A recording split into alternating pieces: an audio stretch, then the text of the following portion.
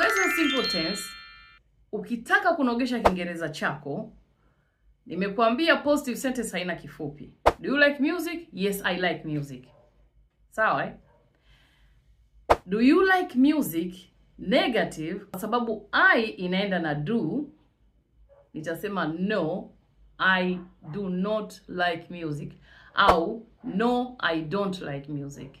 Kwa nitaunganisha do na not inakuwa don't. Ndio maana don't ni very common kwa sababu hii ni tense ambayo inatumika sana kwenye maisha ya kila siku. I do not, I don't like it, I don't know you, I don't understand, I don't go there, etc etc. Na pia kwenye maswali, kama unakumbuka lesson iliyopita nilikuambia hatuna vifupisho vya maneno kwenye maswali. Sasa kama swali ni helping verb yangu ni do, nitauliza kama kawaida, do you like music? Au najiuliza mwenyewe, do I like music? Do I like music? Inabaki hivyo hivyo. Kwa hiyo kwenye present simple tense vifupisho huwa viko kwenye negative sentence tu. Yani I do not inakuwa I don't. Do they like music? Yes, they like music. Hakuna kifupisho.